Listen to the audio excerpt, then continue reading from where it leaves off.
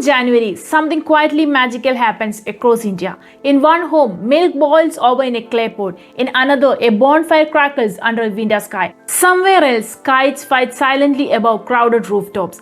The rituals look different, the languages change, even the names of the festival are not same. Yet all of them are saying one simple thing: we survived another year. This story is not about festival. It's about India's relationship between land, labor and time itself. Today we uncover the stories and history behind India's harvest festivals as not dates on the calendar, but as living memories passed from one generation to the next. And we begin where the Indian harvest year truly begins. In ancient India, farmers did not follow clocks. They followed the sky. When the sun began its northward journey, Uttarayan, it was more than astronomy. It was a hope. This moment became Makar Sankranti, one of the oldest continuously celebrated festivals in the world. What makes it unique is this: Makar Sankranti is one of the very few Indian festivals fixed to the solar calendar, not on the lunar one. That's why it always arrives in mid-January. From a storyteller's lens, this matters deeply because it shows how closely science and survival were intertwined in the Indian civilization.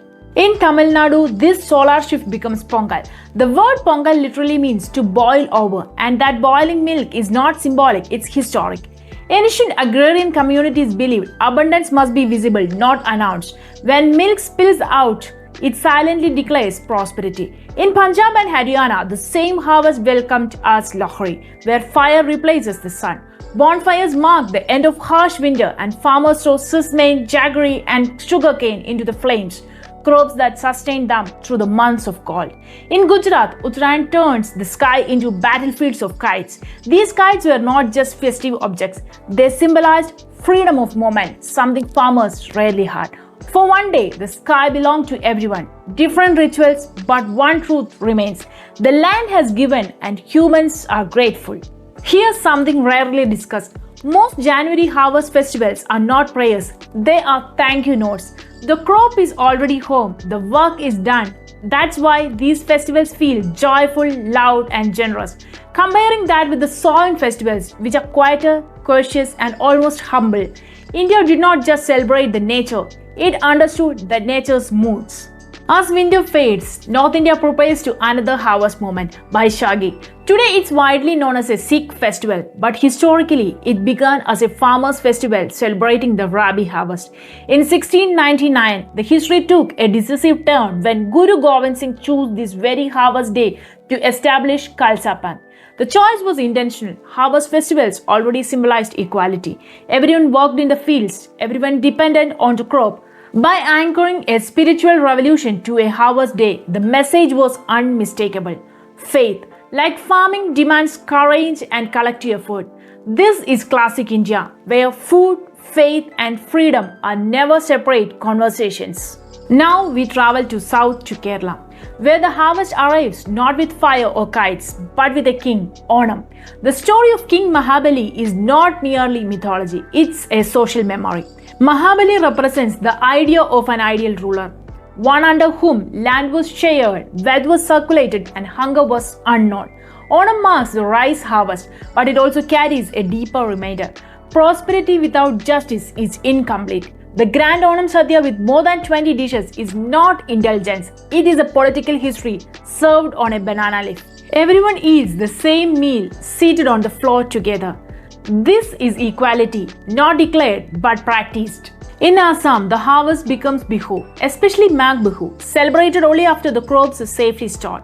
Historically, this was a moment when granaries were checked. If there was enough grain, villagers celebrated together. If not, celebrations were modest. There was no denial, no exaggeration, only honesty. In Odisha, Nuakhai begins by offering the first grain to the ancestors and deities. Only after that, anyone eat. This ritual reveals a powerful cultural idea in Indian tradition. Ownership of food begins with gratitude, not consumption. Here's the real truth. India does not have one harvest festival. It has hundreds because India does not have one harvest season. This diversity exists because ancient communities adapted to their environment instead of trying to dominate it. That adaptability is India's real cultural heritage. Today, most of us do not farm. Food arrives through apps, seasons feels optional. Weather becomes just another notification. Yet harvest festivals refuse to disappear because they were never only about crops. They are about remembering effort. In a world obsessed with the instant results, these festivals remind us nothing grows overnight. Nothing valuable comes without patience, and prosperity has never been individual. Every Pongal pot, every Lohri fire, every Baisakhi dance quietly carries the same message. Someone worked so you could eat. So, the next time January arrives and you see sugarcane, kites, bonfires, or decorated doorways, remember this. You are not just watching a festival, you are witnessing a conversation between humans and the earth. A conversation India has been having for thousands of years. And as long as we are telling these stories, the harvest will never truly end.